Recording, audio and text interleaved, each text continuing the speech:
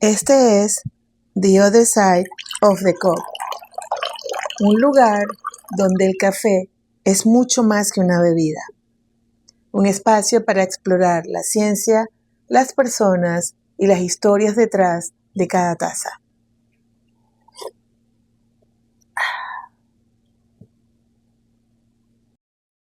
Buenos días, mis queridos amigos invisibles. Bienvenidos a un nuevo episodio de The Other Side of the Cup, episodio número 34. Los secretos de la temperatura en el café. La taza nunca se va a quedar quieta y lo que vamos a conversar es cómo la temperatura transforma nuestra percepción del café.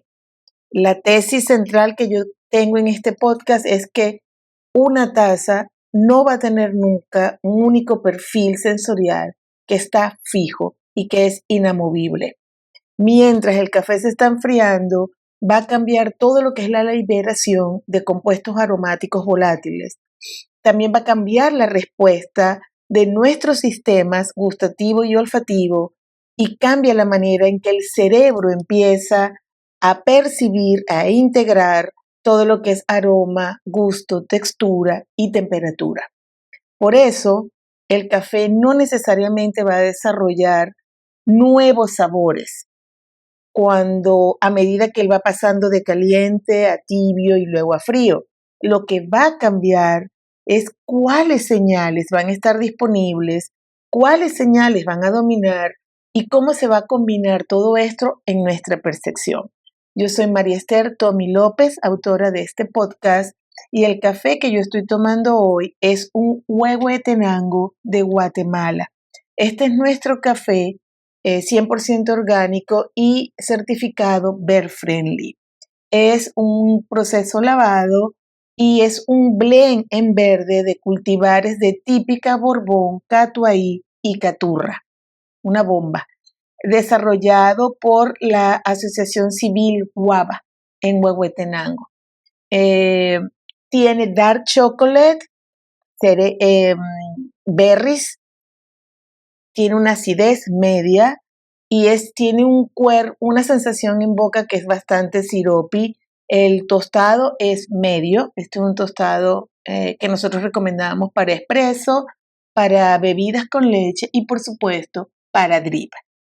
Así que el tema que vamos a conversar hoy es los secretos de la temperatura en el café. Vamos a ir a una pausa y ya volvemos para iniciar el episodio número 34. Ya volvemos.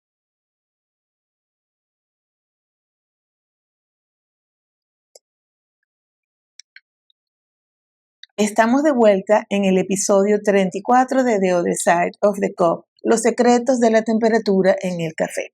Cuando nosotros bebemos una taza de café durante 15 o 20 minutos, ocurren dos procesos simultáneos. La temperatura va a disminuir y esto por supuesto altera la volatilidad de los compuestos aromáticos y también modifica la respuesta sensorial por parte de los humanos. El otro efecto es que el tiempo va a avanzar y mientras el tiempo avanza, los volátiles están abandonando la bebida. Y esto es importante que se separen ambas situaciones, porque no todo lo que nosotros vamos a percibir al final de una taza se debe simplemente a que el café lleva más tiempo preparado. Hay un estudio de Chatko y Seo donde ellos evaluaron cafés etíopes, kenianos y colombianos a diferentes temperaturas, a 70, 55, 40 y 25 grados centígrados.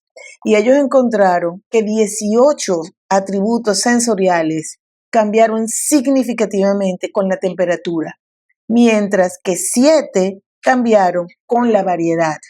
En sus análisis, la temperatura explicó una proporción mayor de la variación sensorial que la variedad, 63.28 frente a 21.24. Ellos también hicieron una segunda prueba para tratar de estudiar el tiempo de espera y concluyeron que el efecto principal provenía de la temperatura, no solamente del tiempo que había transcurrido. Entonces, cuando una taza de café se enfría, no solamente envejece durante algunos minutos, ella va a cambiar físicamente la manera en que va a entregar información y va a cambiar biológicamente nuestra manera de recibir esa información. Y habrá alguien quien pregunta, pero bueno, ¿quién bebe una taza de café por 15, 20 minutos? Ah, y yo les diré, yo bebo café no solo por 20 minutos, a veces durante todo el día. Yo a veces este café me lo llevo a las 4 de la tarde cuando me voy y todavía me lo estoy tomando. Hay una cosa que yo tengo que explicar. Yo cada vez bebo menos café porque durante el día tengo que catar. Entonces, en la mañana, como ya lo he dicho muchas veces, Dylan prepara el café y ese es el café que yo me traigo. Normalmente es una taza que está completamente llena. Y ese café me acompaña durante todo el día. Por supuesto, también es importante que estas son unas tazas que son preparadas para mantener, digamos, la temperatura, pero también está cerrada. Entonces, como está cerrada, no es que yo tenga una taza abierta y expuesta. A veces tengo tazas expuestas y a veces tengo mis tazas con mi lid que yo puedo, después de beber, yo la cierro. Entonces, no existe un cronómetro científico que convierta una taza de café negro, estoy hablando, en indigna de ser bebida después de un número de horas que han pasado. No hay. Y créanme que lo busqué. Yo me senté y busqué, existe estudio científico que soporte esta idea de que después de determinado tiempo ya el café no se puede beber y no lo encontré. Después de revisar la literatura, no encontré ningún artículo que dijera después de 2 horas, de 3 horas, de 4 horas, el café negro ya no debe ser bebido porque perdió todos sus compuestos. La evidencia, lo que sí encontré, es que muestra un proceso gradual, no un punto de caducidad sensorial. Con el tiempo van a cambiar la temperatura, la acidez, la liberación de compuestos volátiles y la intensidad de ciertos atributos, pero eso no significa que todos los compuestos van a desaparecer ni que la taza deje automáticamente de ser agradable. En 2023 hubo un estudio de Batali y colaboradores donde ellos estudiaron cafés de tueste claro, medio y oscuro, conservados durante periodos de 15 minutos a 3 horas en 3 sistemas diferentes. Primero, en una jarra de vidrio sobre una placa caliente, es decir, había constante aplicación de calor en esta jarra de vidrio. 2, en una jarra térmica y 3, en un recipiente que estaba aislado al vacío. Los paneles descriptivos sí detectaron cambios en el tueste ligero y medio, donde ellos determinaron que aumentó la percepción de acidez o de agrio, pero más atributos disminuyeron que aumentaron con el tiempo, lo que los autores relacionaron principalmente con la pérdida de compuestos aromáticos volátiles. Pero ellos después hicieron algo especialmente interesante. 93 profesionales de la industria del café compararon a ciegas cafés que habían sido preparados hace 30 minutos con cafés que fueron conservados durante 180 minutos, que son 3 horas, y ellos no pudieron encontrar ni mostrar preferencia por el café que estaba más fresco. 93 profesionales de la industria del café.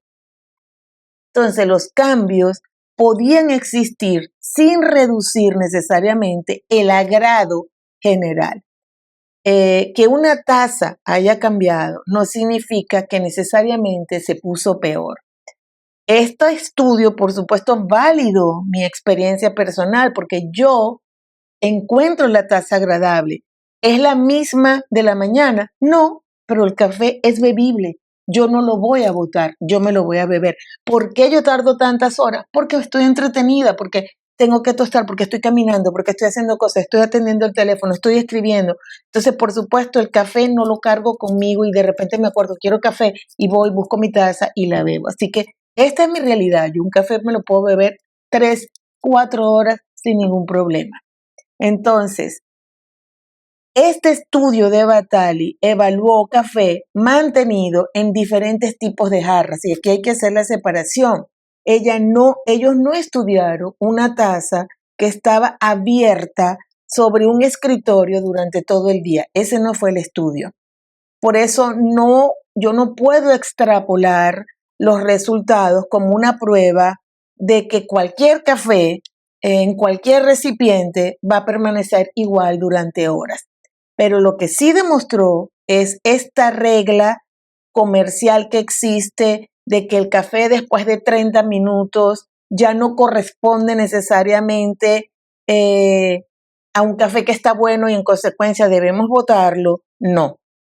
No hay un límite sensorial universal de acuerdo con este estudio de Batali. Entonces, hay también un punto que tiene que quedar claro de que una taza que se enfríe naturalmente no va a seguir la misma trayectoria que una jarra que permanece sobre una placa caliente, como en el estudio de Batali. Hubo un estudio anterior que evaluó café que estaba mantenido sobre una placa durante 60 minutos.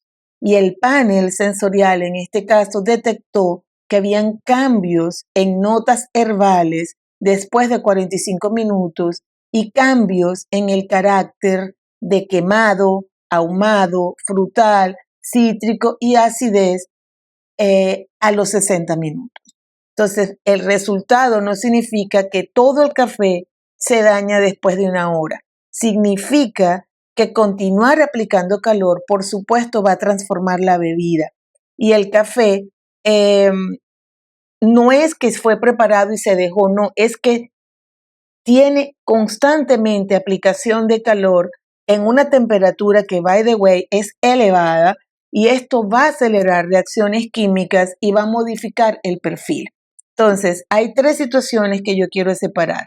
La taza se enfría naturalmente, aquí es la temperatura, va a empezar a disminuir, esto va a cambiar nuestra percepción. Ahora, se prepara el café y se mantiene caliente, aquí sí van a continuar ocurriendo transformaciones bajo exposición térmica. Y ahora, el café también puede permanecer almacenado durante horas o incluso días. Aquí hay la suma de pérdida de volátiles, va a haber oxidación y va a haber otros procesos de envejecimiento. Entonces, acá no deben presentarse como un mismo fenómeno. ¿Ok? Entonces, la pregunta que yo quería responder era, ¿el café va a perder sus compuestos si yo dejo mi taza expuesto? Y eso no es realmente 100% real.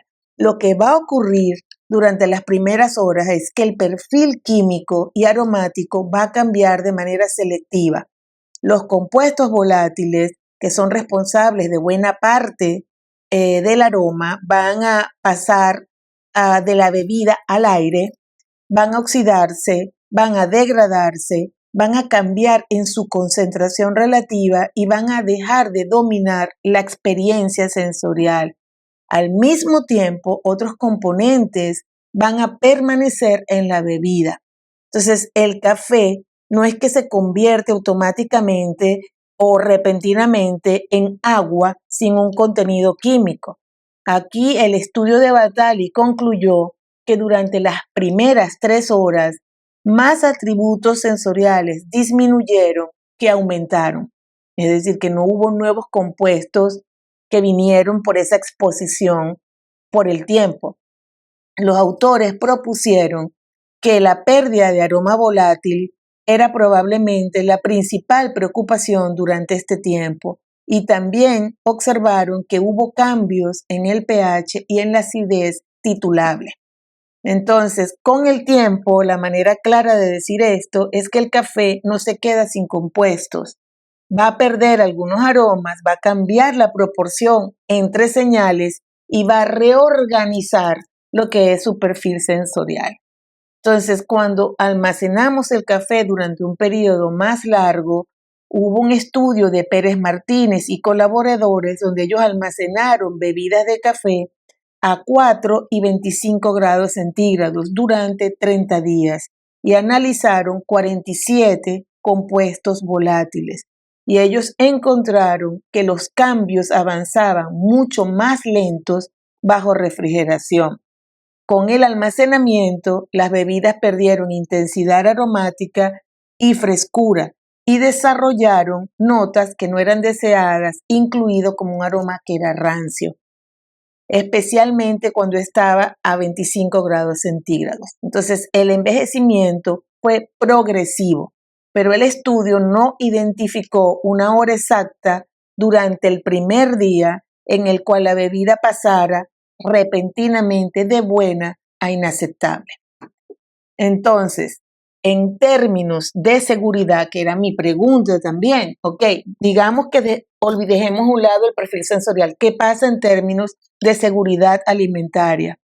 Para el café negro, yo no encontré ninguna recomendación científica u oficial que estableciera que una taza limpia tiene que descartarse después de un número concreto de horas durante el día.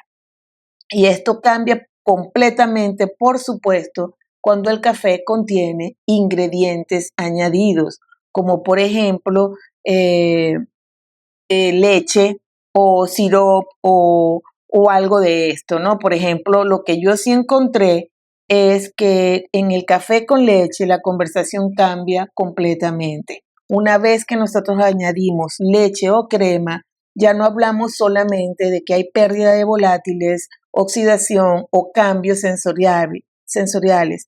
Aquí estamos hablando de seguridad alimentaria porque la bebida contiene un ingrediente que es perecedero. Entonces, la recomendación general de la FDA en Estados Unidos es refrigerar o desechar el alimento perecedero que ha permanecido más de 2 horas a temperatura ambiente o más de 1 hora cuando el ambiente supera 32 grados centígrados. Imagínense ahorita con estos calorones que nosotros estamos teniendo en Miami. Entonces, yo tengo que ser precisa.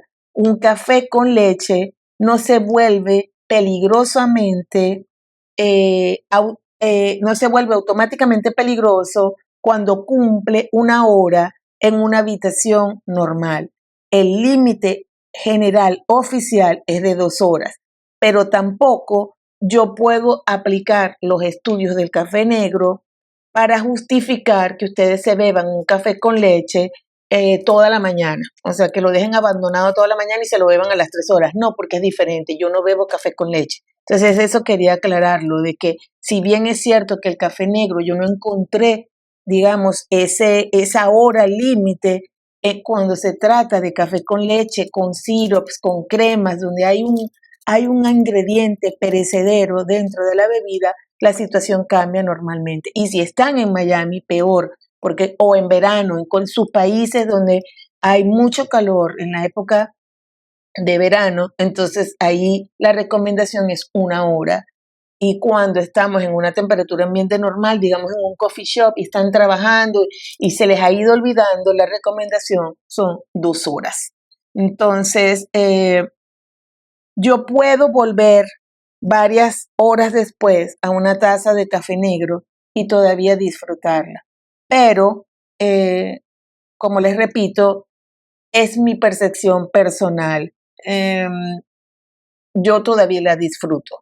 ¿Sé que es la misma? No, yo sí noto las diferencias, pero no lo voy a descartar simplemente por el paso del tiempo.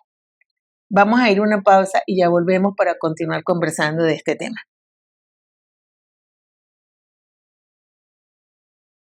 Estamos de vuelta en el episodio 34 de The Other Side of the Cup, traído a ustedes, por supuesto, gracias a Coffee Flock, Roasting Education and Community. Entonces, yo sé que hay gente que dirá, yo no me puedo beber un café después de 2 horas, yo tengo que bebérmelo caliente. Entre gustos y colores no han escrito los autores, yo no voy a botar café. Pero sí tenemos que reconocer que una bebida que ha sido preparado y está en una taza abierta y por supuesto bebida repetidamente, no es una bebida estéril, ¿ok? La limpieza del recipiente, el ambiente, la exposición y los ingredientes van a importar. No podemos usar estudios que han sido practicados en café embotellado y refrigerado para garantizar la seguridad alimentaria de una taza que ha sido olvidada, ¿ok? Yo en un café negro que ha sido preparado higiénicamente, dejado durante unas horas dentro del mismo día, la principal transformación que podemos documentar es pérdida sensorial o cambio sensorial. Pero si hay leche añadida o cualquier ingrediente precedero, la situación es diferente. Aquí ya esto pasa a ser tema de seguridad alimentaria. Vamos a ver qué ocurre cuando el café está caliente. A mayor temperatura, muchos compuestos volátiles van a pasar con mayor facilidad de la bebida al aire que se encuentra sobre ella, ¿ok? Lo que es la oxidación. Hay un artículo de Steen y colaboradores donde ellos estudiaron un Borbón Caturra que había sido servido a 6 temperaturas, entre 31 grados centígrados y 62 grados centígrados.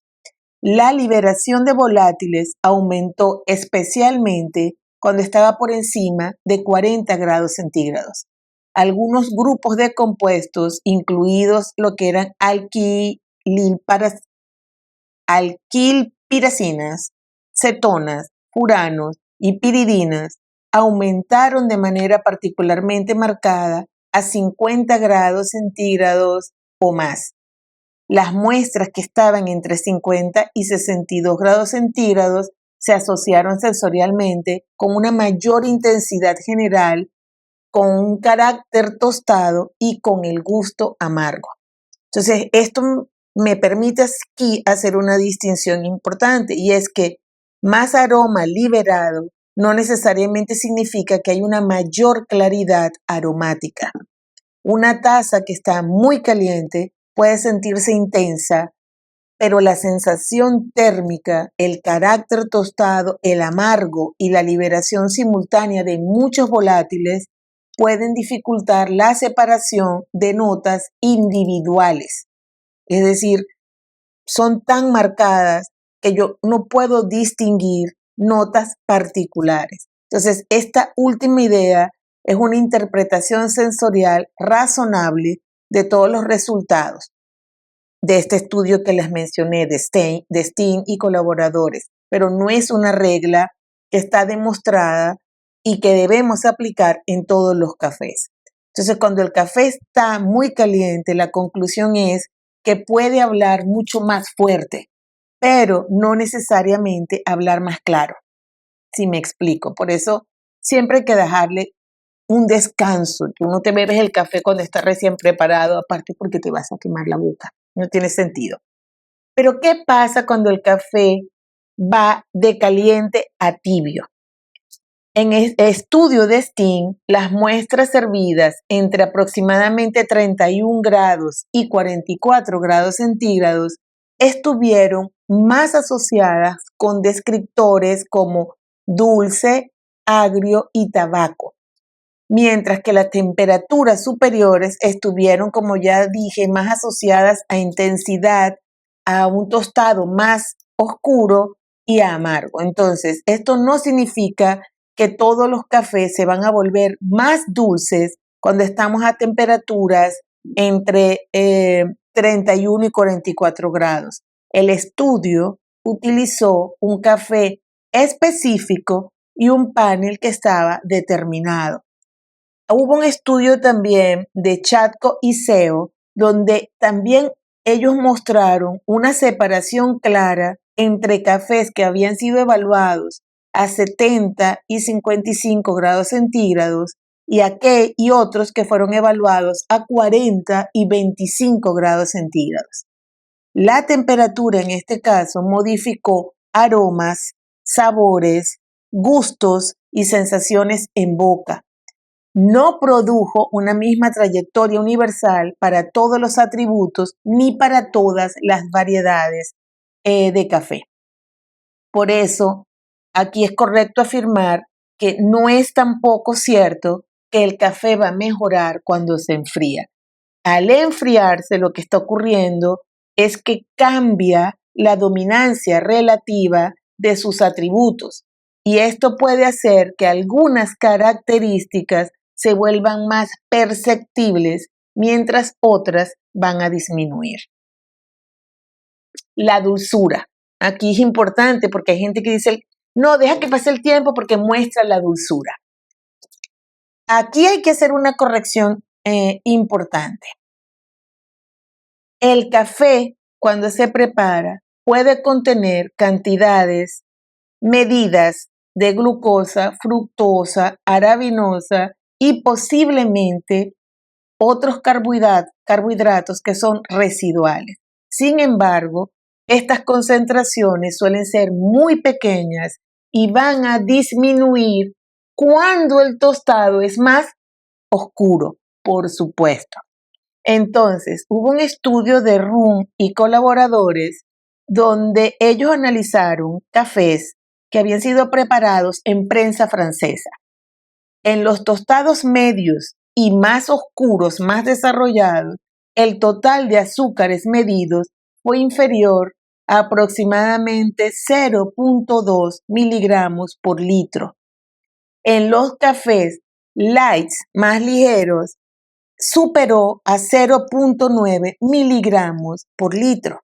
Los autores señalaron que no existe un umbral de detección específico de azúcares medidos directamente dentro de la matriz compleja de lo que es el café.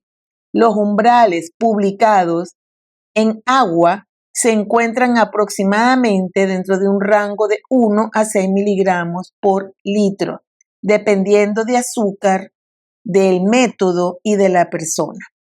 Entonces, no podemos afirmar de una forma absoluta que todos los azúcares de todos los cafés siempre van a estar por debajo del umbral humano. Sin embargo, la presencia de azúcar es tan baja que no es percibible. Eso ha sido comprobado científicamente. Entonces, el café contiene azúcares que son medibles, pero la concentración por sí sola no explica la dulzura que nosotros percibimos.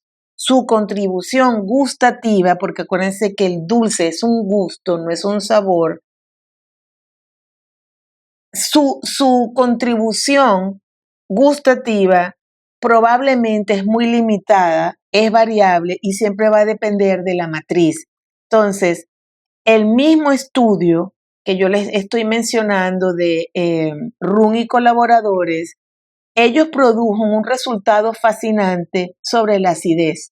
Aunque algunos ácidos estaban presentes en concentraciones potencialmente detectables, los catadores no lograron identificar correctamente los ácidos individuales cuando se añadieron al café. Esto demuestra que la percepción no puede reducirse fácilmente a que esta molécula produce esta nota. La matriz completa modifica todo lo que es la experiencia. Entonces, si la presencia de azúcares en el café está por debajo de la percepción humana, ¿de dónde viene la dulzura que nosotros estamos percibiendo? Porque sí se percibe. Hay cafés que son extremadamente dulces, una melcocha. Yo vendí un café que lo llamábamos melcocha. Bueno, eso no era el nombre literal, pero era una melcocha de Honduras, de Catracha. Esta dulzura viene de un fenómeno que se llama la interacción crossmodal o crossmodal interaction. El sabor que nosotros experimentamos no es una suma mecánica de señales que son independientes.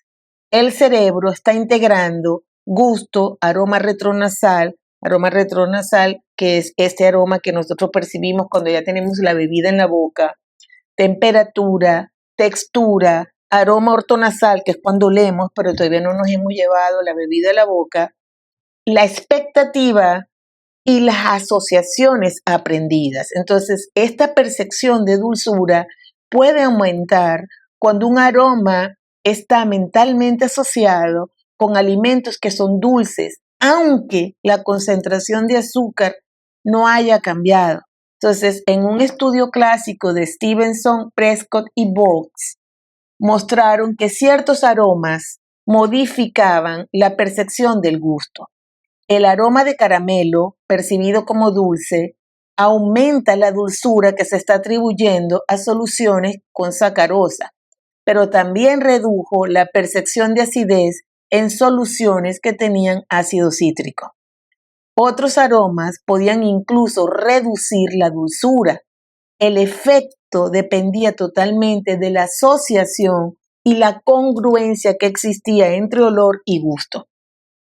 Lavey y colaboradores, ellos demostraron posteriormente que el butirato de etilo aumentaba la dulzura percibida incluso cuando el aroma se encontraba por debajo de su umbral consciente de detección.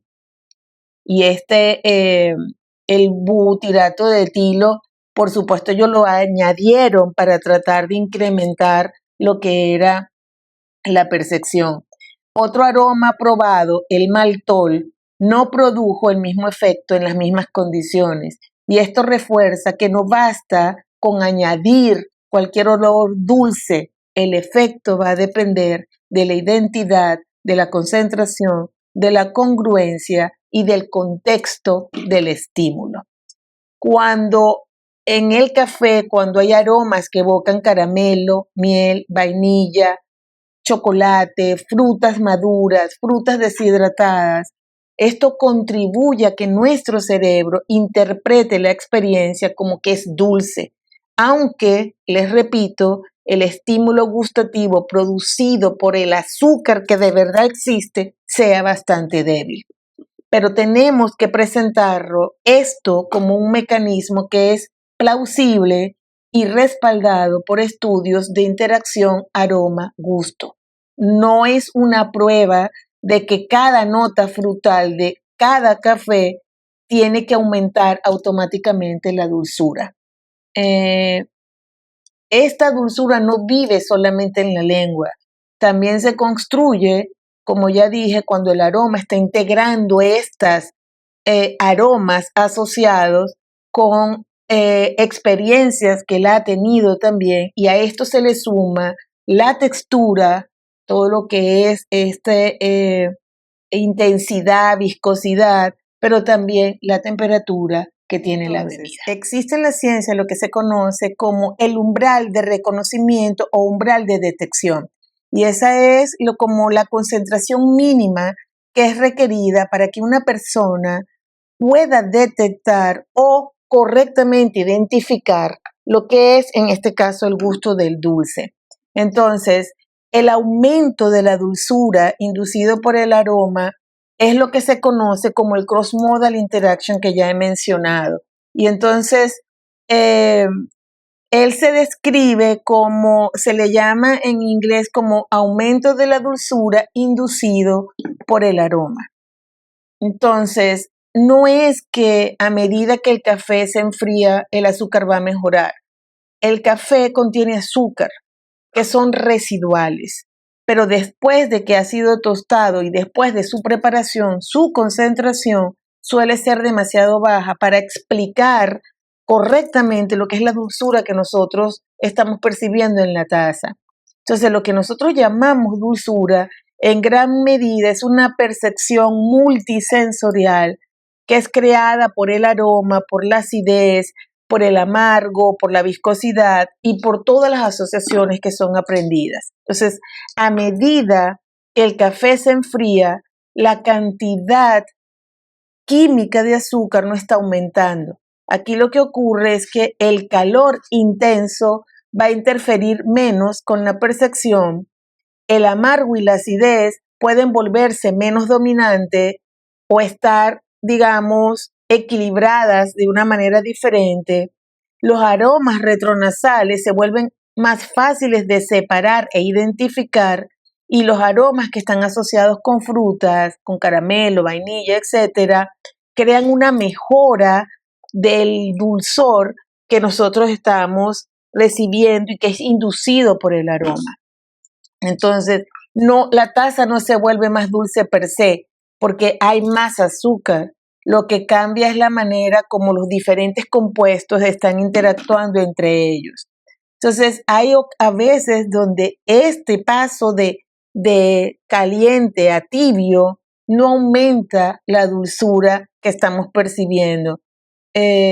Algunas veces simplemente la liberación del aroma y la sensación en boca puede ir en diferentes direcciones y lo que normalmente puede mejorar durante este cambio de temperatura es nuestra capacidad para percibir el equilibrio que está empezando a tener la taza y los aromas que se asocian con el dulce, no la detección real de dulce. Entonces, la interacción intermodal o cross-modal interaction la ciencia dice que el término más específico es aumento de la dulzura inducido por el aroma. Ahora, ¿qué le ocurre a la acidez, al amargo y a los defectos cuando el café se está enfriando? No existe una evidencia suficiente para decir que todos los defectos van a aparecer cuando el café se enfría. Lo que sí demuestran los estudios es que cambia la intensidad relativa de numerosos atributos. En el Borbón Caturra que estudió Steen, que ya lo mencioné anteriormente, las temperaturas altas estuvieron asociadas con mayor amargo y con un carácter tostado. Las temperaturas que estaban inferiores estaban relacionadas con dulzura, con acidez y con tabaco. En el estudio de Chad Quiseo, casi todos los atributos que se analizaron cambiaron de alguna manera con la temperatura. Entonces, cuando el café se enfría, no se está creando un defecto que antes no existía. Lo que puede reducir es el dominio de otras sensaciones y hacer que quizás una nota fenólica o fermentada o sobrefermentada, vegetal, astringente o quemada, sea más fácil para el ser humano de distinguirlo. También puede ocurrir lo contrario, también puede pasar que un café pueda parecer más amargo o más tostado cuando está muy caliente y volverse quizás más equilibrado cuando disminuye la temperatura. Entonces, aquí lo interesante es hablar de algo que yo llamo la coherencia térmica y no significa que el café tiene que saber idéntico a todas las temperaturas, significa que la evolución continúa siendo agradable, comprensible y está conectada con la identidad del café. No es una categoría científica universal ni un atributo oficial independiente. Es una forma útil de interpretar esta trayectoria sensorial de una taza. Esto que yo llamo la coherencia térmica. Ahora, hay una competencia que se llama la World Brewers Cup, que se realiza dentro de lo que es el mundo de World Coffee of Events. Pero vamos a ir a una pausa y ya volvemos para conversar de esto. Bueno, en la competencia de World Brewers Cup no es que hay una regla que el competidor tiene que presentar 3 etapas diferentes de temperatura, como caliente, tibia y fría. Lo que sí establece el reglamento de 2026 es que los jueces tienen que comenzar la evaluación cuando reciban la bebida y tienen que continuar evaluándola mientras se enfría, los jueces sensoriales. Entonces, ellos tienen que registrar cambios de intensidad y descripción que van apareciendo durante ese periodo. El reglamento también, por supuesto, indica que el aroma tiene que evaluarse rápidamente porque la intensidad disminuye mientras va bajando la temperatura. Tienen que evaluar la estabilidad de la bebida, es decir, que también va a conservar su carácter mientras él va cambiando la temperatura, y esto puede influir en la puntuación global. En el Open Service que ellos tienen, los competidores pueden proporcionar instrucciones razonables sobre cómo los jueces deben evaluar la bebida y los jueces también van a comparar las descripciones del competidor con la experiencia real y en base a esto ellos puntúan la precisión.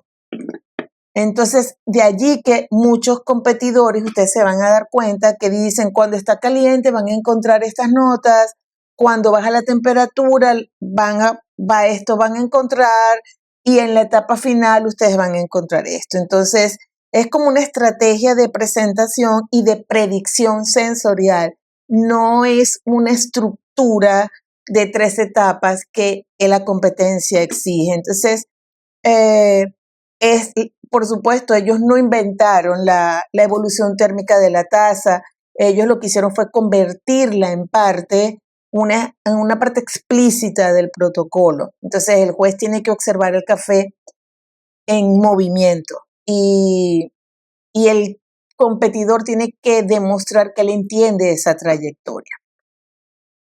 Entonces, ya hemos hablado de cuando la taza está caliente, cuando la taza está tibia, y a medida que se va enfriando. También explicamos el azúcar. Entonces, mi experimento para ustedes es que registren, que preparen una taza de café y que registren 4 temperaturas: la intensidad aromática, la claridad de aroma, la dulzura que perciben, la acidez, el amargo, la textura, la astringencia, lo que sienten en la coherencia general, y háganlo en 4 temperaturas, escriban sus notas y a ver qué les pasa. Una taza no nos va a entregar toda su información al mismo tiempo. Mientras está muy caliente puede quizás impresionar su intensidad. Mientras se va enfriando es como que se empieza a separar diferentes capas. Algunas veces puede ganar claridad, otras puede perder balance, otras revelan algo que la temperatura quizás alta estaba ocultando. Entonces, no es que el café mágicamente es otra bebida, simplemente aquí estamos cambiando la liberación de sus compuestos aromáticos y cómo nuestros sentidos están interactuando con esa bebida, y la forma al final en cómo el cerebro integra toda esta información. Entonces, por eso es degustar, catar, no es como que tomamos una fotografía y ahí se queda, es tratar de encontrar esta coherencia térmica y observar la taza en todos sus movimientos. Yo les agradezco mucho por haberme acompañado en este podcast. Espero que les haya gustado el 34, episodio 34, el secreto de la temperatura en el café. Por supuesto, traído ustedes gracias a Coffee Flock, Roasting Education and Community.